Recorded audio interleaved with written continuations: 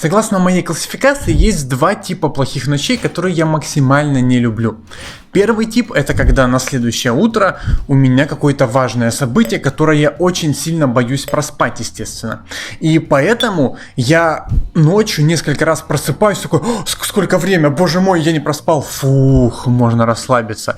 И это просто меня напрягает. И второй тип — это когда с тобой в одном помещении спит еще человек, который очень сильно храпит.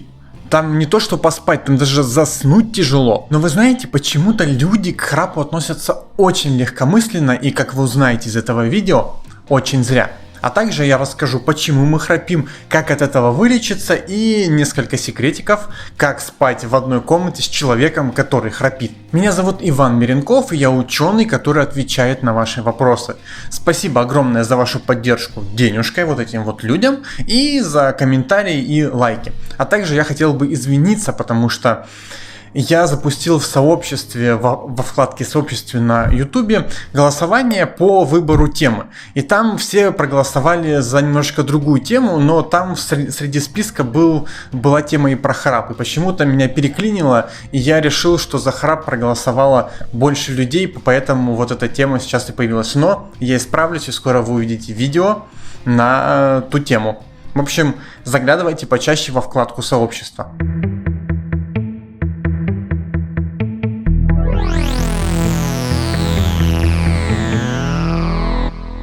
Во время бодрствования все наши мышцы активны, в том числе и те, которые расположены в районе шеи и ротовой полости. И благодаря их работе мы можем управлять потоком вдыхаемого и выдыхаемого воздуха, издавая при этом какие-то всякие разные звуки, как, например, я делаю прямо сейчас. Но вот во сне ситуация меняется, и большинство наших мышц очень сильно расслабляется, и у нас остаются только какие-то непроизвольные движения, например, вдохи и выдохи. И как раз таки во время этого бодрствования у нас сужается отверстие между языком и задней частью глотки. Но так как организму все еще нужно прокачивать тот же самый объем воздуха, а отверстие оно уменьшилось, то, соответственно, увеличивается скорость потока воздуха. И возникают колебания всяких разных мягких частей, которые расположены на пути этого потока.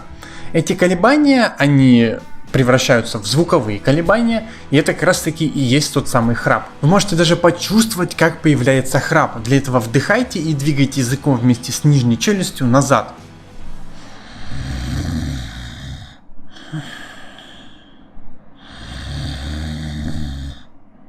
Вот. Но только ночью это происходит все само собой. Согласно исследованиям, регулярно храпят около 40% взрослых мужчин и 30% женщин.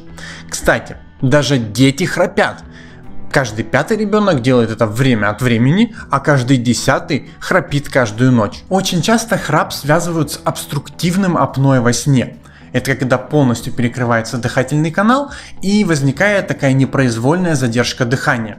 Но в реальности этот синдром подтверждается только у 4% храпящих мужчин и у 2% женщин, хотя с возрастом эта процентовка только растет. Такая задержка дыхания вынуждает наш мозг пробудиться, чтобы восстановить нормальную жизнедеятельность.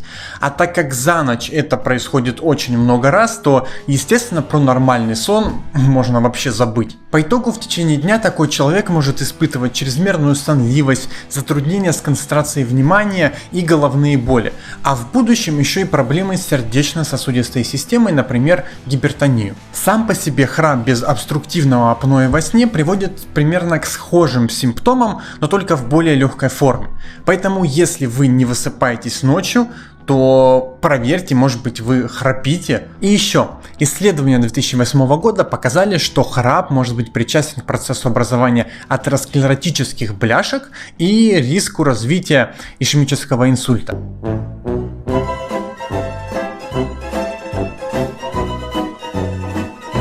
Но самое плохое в том, что храп со временем будет только прогрессировать.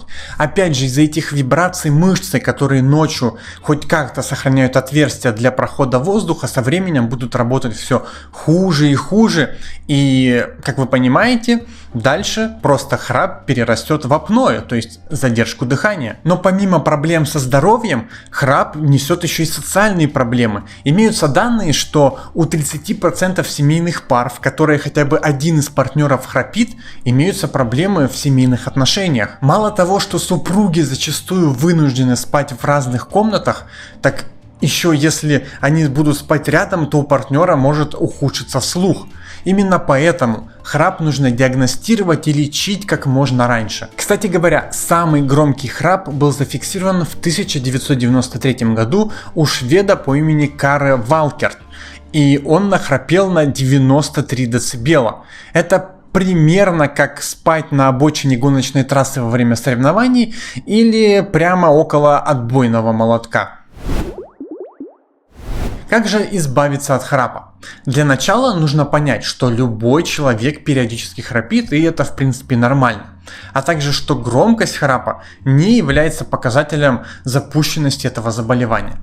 А вот что важно, так это то, насколько регулярно храпит человек и в каком положении тела он это делает. Самым простым способом избавиться от храпа является, конечно же, сон на боку или в полусидячем положении. Это когда вы вроде бы лежите на спине, но из-за того, что у вас клиновидная подушка, ваша голова и шея, они поднимаются на более высокий уровень по сравнению со всем остальным телом. Как вы понимаете, когда мы спим на спине, то язык и другие расслабившиеся мышцы всей своей массой дополнительно сужают воздушный проход и таким образом усугубляют храп, а может быть даже у кого-то и вызывают. Именно поэтому люди чаще всего и храпят на спине. А вот когда мы спим на боку или в полусидячем положении, то мышцы своей массой давят уже в другую сторону и храп может просто пропасть. Кстати, некоторые храпящие люди себе в пижаму сзади вшивают теннисный мячик, который будет препятствовать тому, чтобы человек повернулся на спину и, соответственно, захрапел. А в Первую мировую войну для этих целей солдатам вшивали в шинель металлическую пулю. Часто избавиться от храпа может помочь даже просто правильно подобранная подушка. Но если храп проявляется и даже при сне на боку, то добро пожаловать на новый продвинутый уровень. И здесь уже придется действовать серьезнее. Видите ли, с одной стороны, храп может быть заложен в нас генетически из-за особенностей строения гортани и ротовой полости. Но с другой стороны, это может объясняться и внешними факторами. Например, алкоголь является миорелаксантом, то есть он расслабляет мышцы. Поэтому если вы приняли стопочку другую на ночь, то можете и захрапеть. Сюда же относятся и седативные препараты. Ожирение. Жир может скапливаться в области шеи и таким образом сдавливать проходы, которые отвечают за поток воздуха. Также свою лепту могут внести воспаление и различные отеки, которые развиваются, например, у курильщиков. Так что отказ от курения, алкоголя на ночь и похудение – вот что также может помочь в борьбе с храпом. А еще важно следить, чтобы дыхание шло через нос и он при этом не был заложен, например, из-за простуды или какой-нибудь аллергии. Иначе воздух будет идти уже через рот, а там встречаются дополнительные всякие разные мягкие ткани типа гланд, язычка, которые могут колебаться и вызывать храп.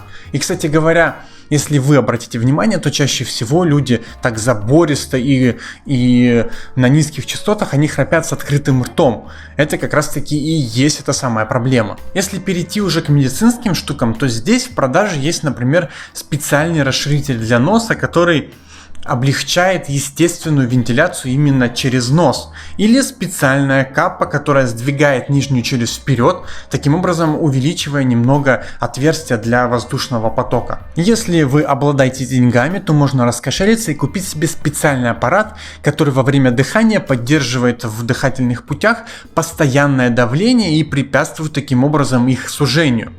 И, конечно же, мы перейдем к операциям. Во-первых, это, конечно же, ринопластика, которая призвана восстановить естественный воздухообмен, который был нарушен, например, из-за перелома носа или из-за того, что у вас искривлена перегородка.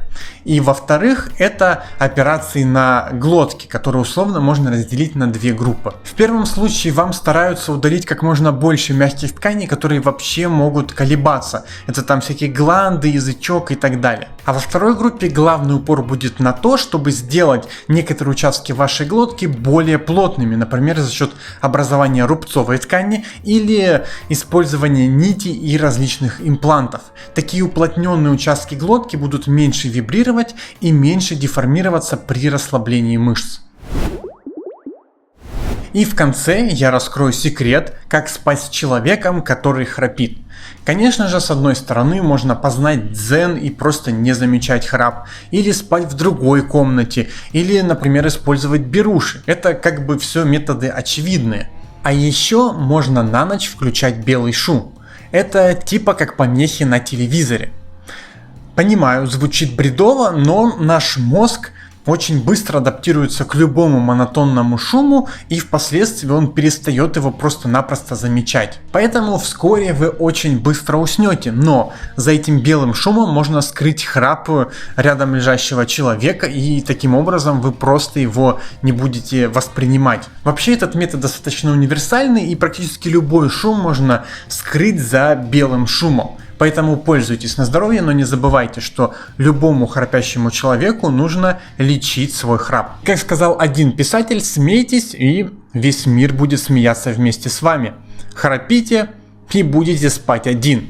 А через неделю я расскажу вам, можно ли каким-то образом повлиять на пол будущего ребенка, или же это полный рандом.